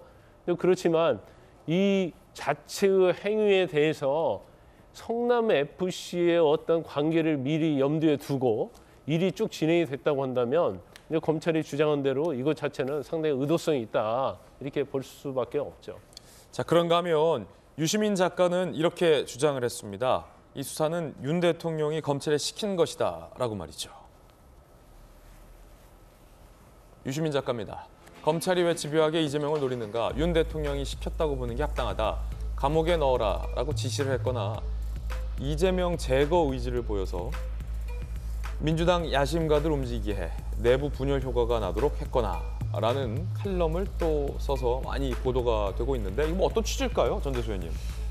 그러니까 대통령께서 직접 시켰다라고 증거와 물증을 가지고 드러내 보일 수는 없겠죠. 그걸 누가 이야기해 줄 사람도 없을 것이고, 다만 윤석열 대통령이 그러면 수사하지 마라 그러는데 이렇게 하지는 않겠죠. 하지 마라 그러는데 검찰이 이렇게 할 수는 없겠죠. 그리고 이제 대통령 선거 과정에서 저희들이 많은 국민들이 우려했던 것은 뭐냐면 그럼 검찰공화국 가는 거 아니냐 이 이야기였지 않습니까? 검찰공화국이 뭡니까? 국정 운영의 중요한 도구로 또는 국정 운영의 에너지로 말하자면 수사와 기소 권한을 가지고서 국정 운영을 하는 거 아니냐. 수사권, 기소권을 가지고서 말하자면 정권이 위기에 몰릴 때 또는 정권의 인기가 떨어질 때 수사 기소 권한을 가지고서 말하자면 야당을 치고 또는 전 정권을 치고 그렇게 해서 국정 운영에 동력을 삼으려고 하는 거 아니냐. 이런 이제 우려가 나왔던 거 아닙니까? 지금 많은 국민들께서 보시다시피 여기저기에 소위 말해서 검사 출신들이 국정 운영에 중요한 곳에 다 가가지고 지금 하고 있는 거 아닙니까? 그리고 수사가 지금 대통령 선거 진 쪽에만 수사가 집중되고 있는 거는 우리가 눈을 보듯이 지금 확인하고 있는 거 아니겠습니까? 수사가 불공정한 것이죠. 수사가 공정하다고 한다면 혐의가 있으면 수사를 다 받아야 되고 법 앞에 만인이 평등해야 되는데 선거에 이긴 쪽은 수사를 안 받고 있죠. 주가 조작 사건, 뭐 허위 이력, 허위 경력 수사를 받고 있습니까? 그렇지 않은 것이죠. 그렇기 때문에 이 부분을 말씀을 드리지가 않을 수가 없는 것이고 저는 대통령이 당연히 허락을 하고 대통령이 인지를 하고 대통령과의 교감 속에서 전 정권 또는 야당 대표에 대한 수사, 야당에 대한 수사가 진행되고 있다라고 볼 수밖에 없는 상황인 것 같습니다. 유시민 작가 저분이 그 전에 그 노무현 재단의 뭐 통장을 검찰이 뒤져봤다라고 해갖고 지금 고초를 겪고 있는 상황이잖아요. 그러니까 이미 달인의 수준에 올라간 것 같아요. 그러니까 무슨 뇌피셜의 달인 혹은 뭐 요설의 달인. 그래서 저는 저렇게 얘기한 건에 대해서 뭐 길게 읽어보고 싶은 생각도 사실은 없어요. 저게 뭔 말인지 잘 모르겠고 그냥 또 혹세무민하고 국민들 현혹하는 글이라라고 평가하고 싶은데 다만 여기서 한 가지 그 모든 걸 다 정치적으로 해석을 하려고 하는 건 잘못된 것 같아요. 우리가 사회를 만들고 국가를 이루는 이유가 그리고 그 안에서 법을 만드는 이유가 뭐냐면 예측 가능한 신뢰 사회를 만들기 위한 거잖아요. 죄를 지은 사람은 벌을 받아야 되는 거고 국가기관 중에 수사기관은 수사를 하게 돼 있는 건데 그게 마치 모든 것이 대통령의 정치적인 목적을 위해서 운영하고 활용한다라고 생각하는 야권 일각의 이런 잘못된 생각을 버리지 않는 한 우리 국가 지금 잘못된 부분 바로잡고 정상화되고 가고 있는데 여전히 옛날식 생각을 하고 있는 한 저는 계속 부딪히는 상황밖에 오지 않을 거다라고 말씀을 드리고 싶습니다. 수사와 관련된 이야기들 전해드렸습니다. 이번엔 저희가 준비한 뜨거운 소식입니다. 두 가지 뉴스를 엄선했는데 첫 번째 뜨거운 소식부터 바로 만나보시죠. 윤석열 대통령이 이 노조 개혁 칼을 뽑아 들었습니다. 이도훈 청와대 대변인 이야기 들어보겠습니다. 대통령은 노조 개혁의 출발점은 노조 회계의 투명성이다 이렇게 재차 강조하고 국민의 혈세인 수천억 원의 정부 지원금을 사용하면서 법치를 부정하고 사용 내역 공개를 거부하는 행위에 대해서는 단호한 조치를 취할 수밖에 없다 이렇게 말했습니다. 회계 관련 법령상의 의무를 준수하지 않는 노동단체를 지원해서 배제하고 그간에 지원된 전체 보조금에 대해서는 면밀하게 조사하여 부정적발 시 환수하는 등 엄정 조치할 계획입니다. 대통령실에서 이렇게 강하게 노조를 비판하는 이유는 무엇일까요? 한국노총, 민주노총, 양대 노총 등이 지난 5년간 정부의 예산 1,500억 원을 지원받았는데 회계 자료를 제출하지 않고 있다고 합니다. 급기야 이번에 정부가 노조와 연합단체에 회계 자료를 요청했는데 327곳 중에서 몇 곳만 제출했냐면 120곳만 제출했다고 합니다. 나머지는 정부의 요청을 거부한 겁니다. 이행하지 않은 겁니다. 총 327곳 중 120곳만 제출했습니다. 공무원 노조 29곳, 교사 노조 13곳, 공기업 노조 40여 곳 등 아예 제출하지 않거나 표지만 제출했는데 공무원 노조, 교사 노조, 공기업 노조는 공공의 성격이 강한 단체의 노조들이잖아요. 그런데 이 공공의 성격이 강한 노조들도 이 회계장부 제출에 회계자료 요청에 대해서 아예 제출하지 않거나 표지만 제출하고 정부의 요구에 대해서 거부를 하고 있다면 글쎄요, 국민들이 어떻게 보실까요? 지원을 받지 말든가. 한국노총, 민주노총 등 지난 5년간 약 1,500억 원의 지원을 받았습니다. 대통령실, 세금 받았지만 내역 공개 않는 행태에 대통령이 경로했다라고도 밝히고 있습니다. 김수균 교수님, 그 노조는 성역이 아닌데 굉장히 노조가 하고 있는 모든 것에 대해서는 정부가 다 탄압한다라는 인식과 오해들도 좀 있는 것 같은데 물론 이제 노조의 활동이 당연히 존중받아야겠지만 글쎄요, 특정 노조가 어떤 우리 공동체에게 뭐 예를 들어서 불법 파업이랄지 이런 걸 보여왔는지는 우리 국민들이 알아서 판단하실 문제 아닙니까? 그런 거 다 차치하더라도 세금 예산이 지원됐는데 회계 자료는 제출하지 않는다라는 것은 어떤 겁니까? 그렇죠. 그게 뭐 노동계든 어디든 간에 어쨌든 세금이 들어가는 곳이라면 당연히 투명하게 어떻게 그 세금을 사용했는지에 대한 자료와 소명을 해야 되는 게 맞는 거죠. 만약에 그동안 그게 투명하게 되지 않았던 부분이 있다면 당연히 깨끗하게 이 참에 정리하고 넘어가는 게 맞을 것 같습니다. 사실 뭐 노동운동이 이제 민주화 운동하고 굉장히 우리 근현대사를 볼 때 맞닿아 있고 우리나라의 민주화 운동에 많이 기여를 한 바가 있지만 시간이 많이 흘러서 지금은 또 이렇게 노동운동의 그런 정당성이 좀 도전받는 경우가 있어요. 왜냐하면 사실 노동조합이 강력하게 보호해주는 노동자들은 사실 사정이 그렇게 나쁘지 않습니다. 사실 이 노동조합이 보호해주지 못하는 굉장히 열악한 환경에서 일하는 노동자들이 훨씬 더 힘들게 살고 있거든요. 그렇기 때문에 요즘 그 노조들 이런 데를 이제 강성 노조, 귀족 노조라는 말이 나오는 게 이제 그래서 그런 건데요. 분명히 이제 세금으로 운영되는 부분에 대해서는 깨끗하게 넘어가야 되는 것이고 이게 짚고 넘어가야 되는 것이고 다만 이 부분이 너무 정치적으로 해석되진 않았으면 좋겠어요. 사실 대통령실에서 지금 이번에 이 노동조합 회계 투명성에 대해서 이야기하는 부분 다 맞는 말이지만 또 한편으로는 너무 정치적으로 이것을 이용하려는 게 아닌가라는 생각도 좀 들어요. 왜냐면 MZ 세대들이 이러한 노동조합의 관행에 분노하고 있다, 뭐 이런 얘기들을 하고 있는데 그게 어떻게 보면 이제 노동조합을 투명하게 하는 것을 통해서 뭔가 대통령실의 인기라던가 이런 것들을 좀 또 이제 부각시키려는 게 아닌가라는 그런 언어도 좀 보이거든요. 제 눈에는. 그래서 당연히 법적으로는 깔끔하게 깨끗하게 회계 투명성을 보장하고 그 부분이 문제가 있다면 짚고 넘어가야 되고 다만 너무 정치화되지는 않았으면 좋겠다는 제 개인적인 바람입니다. 그간은 그러면 박정호 의원님, 네. 정부 예산이 막대하게 지원이 됐는데도 회계 자료도 묻지도 않고 따지지도 않고?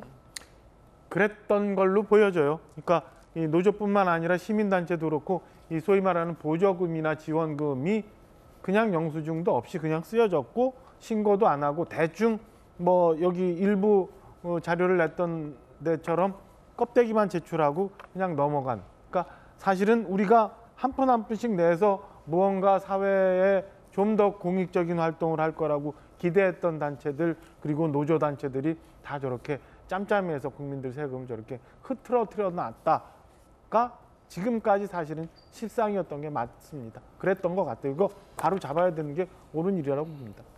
대통령이 지금 국무회의를 주재합니다. 이 노조 관련된 발언이 나올 걸로 보이는데요. 생중계로 잠시 연결해드리겠습니다. 국무회의를 시작하겠습니다.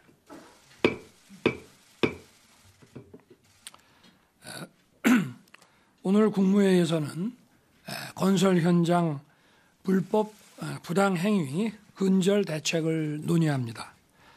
아직도 건설 현장에서는 강성 기득권 노조가 금품 요구, 채용 강요, 공사 방해와 같은 불법 행위를 공공연하게 자행하고 있습니다.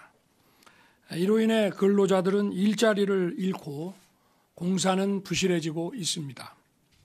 초등학교 개교와 신규 아파트 입주가 지연되는 등 그 피해는 국민에게 전가되고 있습니다. 폭력과 불법을 보고서도 이를 방치한다면 국가라고 할 수 없습니다. 불법 행위를 집중 점검 단속하고 불법 행위가 드러나는 경우에는 법에 따라 엄정하게 조치해야 합니다. 공공기관과 민관협회도 불법 행위를 뿌리 뽑는데 정부와 함께 동참해 줄 것을 강력히 당부드립니다. 노동개혁의 출발은 노조회계의 투명성 강화입니다. 지난 5년간 국민의 혈세로 투입된 1,500억 원 이상의 정부 지원금을 사용하면서도 노조는 회계장부를 제출하지 않고 조직적으로 반발하고 있습니다. 다들 아시는 바와 같이 미국, 영국 등 선진국에서는 노조의 회계 보고와 회계 서류 제출 의무를 법이 규정하고 있습니다. 우리나라에서는 노조 회비에 대해 상당 금액을 세액공제해서 사실상 노조 운영자금에 대해 국민의 세금으로 재정 지원을 하고 있습니다. 이것은 아까 말씀드린 1,500억의 지원금과는 완전히 별도의 문제입니다. 회계 투명성을 거부하는 노조에 대해 재정 지원을 계속하는 것은 혈세를 부담하는 국민들께서 도저히 납득하기 어려우실 것입니다. 고용노동부를 비롯한 관계부처는 노동개혁을 뒷받침할 만한 입법을 속도감 있게 추진하길 바랍니다. 지난주 제13차 비상경제 민생회의에서 자, 대통령이 국무회의를 주재하는 모두 발언 생중계로 연결해드렸습니다. 마침 저희가 보도하고 있었던 이 노조 개혁과 관련된 발언이어서 연결해드렸습니다. 전 대표님. 네, 우리 사회의 잘못된 관행은 반드시 바로 잡아야 됩니다. 그게 어느 정권이든 보수 정권이든 진보 정권이든 개선해야 될 부분이 있으면 잘못된 관행은 구조적으로 바꿔나가는 것이 맞겠죠. 그런데 윤석열 대통령께서 최근에 보면 조금 전에도 경로하셨다라고 이제 보도가 됐던데 화를 내는 일이 너무 많은 것 같습니다. 세상 만사 모든 일은 화를 내고 벼랑 끝으로 내몬다 그래서 그리고 힘으로 밀어붙이고 일방통행한다 그래서 해결되는 것이 아닙니다. 대화와 타협이 필요하고 그리고 이해관계 당사자들의 설득, 동의, 참여 이것을 통해서 우리 사회의 잘못된 관행들은 구조적으로 개선해 나갈 수 있다고 생각을 합니다. 경로하는 것보다는 대화와 타협이 더 필요하다 이 말씀을 드리고요. 국고보조에 대해서는 정부가 분기별로 반기별로 보고를 전부 회계 보고를 받고 있습니다. 더더구나 노조에서 하는 것은 정부가 해야 될 일을 정부가 노조에 위탁한 무료법률 상담소 운영이라든지 이런 부분들이고 그다음에 노조원들이 자발적으로 내는 노조비에 대해서는 국가가 그 영수증을 내라 말아라 할 수 있는 의무가 없습니다. 그것은 노조 자율의 원칙에 입각해서 회계가 이루어지고 있고 그다음에 조합원들이 회계장부를 요구를 하게 되면 항상 노조 사무실에 비치를 해놓고 열람을 할 수 있도록 지금도 진행이 되고 있는 것입니다. 그런데 노조를 때리면은 정권의 지지율, 대통령의 지지율 올라간다라는 이런 것을 지난번에 화물연대 파업을 통해서 아마 경험을 했기 때문에 이런 부분에 대한 기대를 갖고서 너무 한쪽으로 몰아붙이는 것은 아닌가 이런 우려가 있습니다. 경로보다는 대화와 타협이 필요하다. 정치는 말로 하는 것이다라는 말씀을 아울러서 드리도록 하겠습니다. 네, 뜨거운 소식 함께하고 있습니다. 이번에 두 번째 소식입니다. 북한인데요. 북한이 ICBM에 이어서 이 단거리 탄도미사일도 쐈는데 청주 공군기지와 군산 공군기지를 겨눴습니다. 북한이 쏜 단거리 탄도미사일의 궤적을 저희 대형 미디어월에 지금 띄웠는데요. 저희 출연진들과 여러분과 함께 이 대형 미디어를 한번 살펴보실까요? 이렇게요. 북한이 평안남도 숙천 일대에서 동해상으로 두 발의 단거리 탄도미사일 KN-25를 쐈는데 그 궤적을 그대로 우리 남쪽으로 땡기면 내리면 청주 공군기지와 군산의 공군기지에 를 겨눴다라는 사실을 알 수가 있습니다. 아시다시피 이곳에는 각각 F-35 스텔스기와 F-16 전투기 편대가 배치가 돼 있습니다. ICBM 미사일에 대항하여 한미가 랜서와 F-35A 편대 등을 전개했는데 그거를 지금 단거리 탄도미사일로 겨누고 있는 겁니다. 김여정이 발끈도 하고 있고요. 지금 김수영 교수님, 단거리 탄도미사일 두 발은 명명백백히 우리를 겨눈 거네요.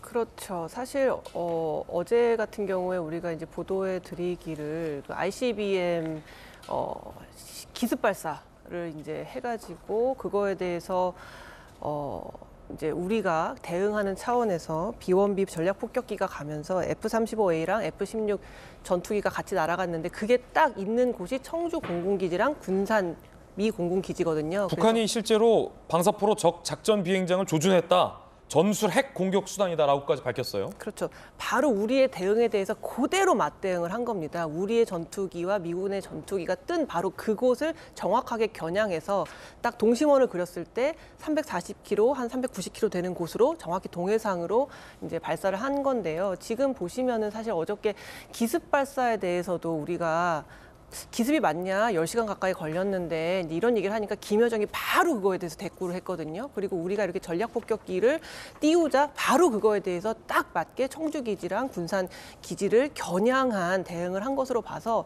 지금 북한이 굉장히 급하다는 생각이 들어요. 북한이 여유가 없고 지금 북한 내부 사정이 별로 좋지 않다는 얘기들이 많이 들어오고 있거든요. 뭐 기아가 발생한다는 얘기까지 나올 정도로 북한의 내부 사정이 굉장히 안 좋다 보니까 지금 외부적으로 시선을 돌려서 이 도발의 강도와 강대강의 어떤 수위를 높임으로써 시선을 이제 외부로 돌리고 좀 더 북한의 상황에 미국이든 한국이든 주목하게 만들려는 의도로 이렇게 바로 맞대응을 하고 있는 게 아닌가 생각이 듭니다. 예. 자, 이번엔 저희가 준비한 다음 소식입니다. 국민의힘 전당대회 소식 전해드리겠습니다. 주제 공개하죠. 울산 땅 그리고 공천 말고 사천 중원에서 합동 연설. 김기현 후보가 천하람 후보를 겨눈 질문을 했습니다. 바이든 날리면 그 얘기입니다. 한번 들어보시죠. 천 후보는 윤석열 대통령이 바이든이라고 말했다고 공개적으로 밝혔는데 지금도 바이든이라고 하는 그 입장에 변화가 없는 것인지 제가 아무리 들어봐도 바이든인지 아닌지 알 수가 없는 상황이었습니다. 저는 여전히 바이든이 맞다라고 생각하고요. 청각도 중요하지만은 대통령실의 홍보수석이 했던 여러 발언들이라든지 종합했을 때 저는 바이든이라고 보는 것이 합리적이라고 보고 사실은 굉장히 민감한 이 얘기를 국민의힘에서는 꺼내든 건데 뭐 청각은 자유니까 박정호 의원님 그런데 국민의힘의 뭐 당론까지는 아닙니다만 대통령실 입장과 국민의힘 입장은 뭐 주술 관계를 들어보더라도 그리고 미국 의회를 국회라고 표현하지도 않는다라는 점을 들어서 바이든이라고 이야기한 리가 없다. 그리고 대통령은 바이든이 아니다라고 사실은 상황이 끝난 거잖아요. 그런 입장이고 그런 상황이었죠. 근데 지금 천 후보는 무슨 얘기를 하고 있는 거예요? 지금 천하람 후보는 다시 그게 자신은 계속 얘기해도 날리면이 아니라 바이든으로 들렸다라는 얘기를 좀 하고 있는 거죠. 그러니까 글쎄는 천하람 후보가 그러니까 김기현 후보 자체도 뭐 저 질문을 한 게 왜 했나라는 생각도 들지만 천하람 후보도 굳이 저걸 저렇게 갖고 또 강조해서 얘기를 하는 게 지금 본인의 전당대회에 있어서의 득표 전략이 얼마나 도움이 될까라는 생각이 들고요. 이 논란 말고 지금 현재 뭐 후보 간에 있는 이런저런 얘기들이 과연 그 전당대회 하면서 너무 나중에라도 당에 도움이 될까 이런 것들을 한번 생각하면서 후보들이 발언을 좀 했으면 좋겠다는 생각이 들어요. 한 2주 정도 남았는데 너무 과열돼가는 듯한 느낌이 있어서 조금 우려스러운 부분도 분명히 있습니다. 자, 김수영 교수님. 김수영 교수님은 그때 바이든으로 안 들린다고 하셨죠? 뭐라고 했는지 잘 기억도 안 날 만큼 너무 옛날 얘기여가지고 뭐 바이든으로 들었든 날리면으로 들었든 제가 문제시했던 것은 그것을 이제 MBC가 확정적으로 자막에 담아서 하지 않은 말을 가로에 넣으면서까지 확정적으로 이야기했고 미국 측에 그것을 이메일로 보내서 확인까지 했던 그것을 이제 문제 삼았었거든요. 뭐 바이든으로 들으신 분도 계시고 날리면으로 들으신 분도 계시고 그건 자유에 맡겨야 되는데 어쨌든 대통령실에서는 날리면이라고 해명을 했기 때문에 그 말을 믿을 수밖에 없는 상황인데 사실 저도 저 김기현 후보가 왜 저 옛날 이야기 이미 뇌리에서 잊혀졌고 또 당원들은 잊혀지길 바라는 이야기를 굳이 이렇게 소환했는지 잘 모르겠다라는 생각이 듭니다. 오히려 천하람 후보가 그런 얘기를 먼저 꺼냈다면 이해가 돼요. 그런데 김기현 후보는 대통령실에서 어쨌든 불편해할 만한 이야기잖아요. 이 날리면 바이든 논쟁 이미 다 지나갔는데 이걸 굳이 꺼낸 이유는 무엇일까를 좀 생각해 보면 지금 뭐 울산 땅 문제로 사실 그 울산 땅 문제는 사실 그렇게 심각한 문제는 저는 아니라고 봅니다만 그게 계속 지금 말꼬리가 이제 잡혀지고 그거에 대해서 문제 제기가 계속되다 보니까 그거에 대한 좀 관심을 돌리려는 목적에서 혹시 이 이야기를 꺼냈을까라는 생각이 들 정도로 지금 언어가 조금 조심스럽진 않다. 얼마 전에 탄핵 얘기까지 해가지고 굳이 그 금기어를 뭐하러 얘기했느냐라는 비판도 받았었잖아요. 이번에 김기현 후보가 왜 저 말을 했는지 그게 그닥 대통령실에도 반갑지는 않았을 것 같다는 생각이 듭니다. 그런 질문 때문에 하지 않았을까요? 그런 의도 때문에? 대통령실하고 여권에서 표방하고 있는 입장이 아니라 반대 진영, 민주당과 MBC가 하고 있는 주장을 이준석 전 대표뿐만 아니라 이제 천하람 후보도 소위 같은 생각으로 하고 있다라는 그 결, 색깔 논란, 정체성 논란 이걸 겨눈 건 아닐까요? 그렇게 하다 보니까 그 목적 자체는 좋을지 모르겠지만 굳이 대통령실에서 혹은 당원들이 편하지 않아 할 얘기들이 계속 나오는 게 이것 말고도 무슨 얘기했냐면 윤핵관들 그렇게 나쁜 사람 아니다라는 얘기를 또 했었거든요, 어제. 예. 그런데 윤핵관이라는 단어 자체에 지금 대통령이 경로하고 있다는 거 아닙니까? 윤핵관이 나쁜 사람들이 아니다, 대통령을 잘 보필하고 있다는 얘기를 하고 싶었던 거지만 결국은 그 단어를 또 이제 꺼집어내게 된 거예요. 그래서 과연 이 전략이 주요할까? 과연 김기현 후보에게 한 표라도 더 갖다 주는 전략일까? 그 부분은 좀 의문이 남는다라는 생각이 듭니다. 이준석 전 대표가 사실은 직접적으로 이 전당대회에 뛰어드는 형국이다라고 봐도 무방합니다. 김기현 후보와 이준석 전 대표가 설전까지 벌이고 있습니다. 간접적으로. 들어보시죠. 윤핵관이라는 분들이 나쁜 사람들이 전혀 아닙니다. 열심히 윤석열 대통령 당선을 위해서 뛰어왔던 사람들이고 다 경륜 있는 사람들인데 그런 식으로 마구 폄훼하는 것은 결코 옳지 않은 내부 총질이나 다름없다. 그래서 이준석 전 대표는 윤핵관은 나쁜 사람들이 맞다. 생각이 다르면 내부 총질이라고 모는 것밖에 할 줄 모르는 사람들이 어떻게 총선을 지휘해서 이기냐라고 또 설전을 벌이기도 했습니다. 황교안 후보는 김기현 후보를 이 투기 논란과 관련해서 거세게 몰아붙였습니다. 안철수 후보도 거들었습니다. 들어보시죠. 임야 투기 의혹에 대해서 여러 차례 해명을 하셨죠. 거짓이 있으면 후보 사퇴 약속하시겠습니까? 만약에 불법이 개입됐다든지 이렇게 된다면 제가 정치 생명을 걸 테니까 그 대신 우리 황교안 후보님께서도 그것이 가짜뉴스인 것이 확인되면 정치 생명을 거시고 약속하신 것에 거짓이 있으면 국민에게 있어서 부동산 문제는 영린이거든요. 이걸 건드리면 안 됩니다. 그럼 우리가 내년 총선에서 지게 됩니다. 공부나 좀 해보시고 말씀하세요. 김기현 후보님을 두고 울산의 이재명이 아니냐라는 얘기까지 지금 나오고 있는데요. 김기현 후보가 울산의 이재명이라고 프레이밍이 된다면은 앞으로 저희가 총선에서도 그렇고 주도권을 상실할 수도 있는 부분이기 때문에 그런가 하면 김기현 후보는 안철수 후보를 겨눴습니다. 과거에 사천했다, 밀실공천했다라고 말이죠. 과거에 했던 걸 보면 측근 공천, 밀실 공천, 낙하산 공천을 계속 했던 것으로 보여지는데 이번에도 당대표가 되시면 그리 안 한다는 보장이 없다. 윤핵관이라고 무조건 쳐내는 것도 사실은 사천에 해당합니다. 반대로 윤핵관이라고 무조건 공천하는 것도 사천이죠. 무슨 말이죠? 마지막에 좀 더 설명을 해주시자면.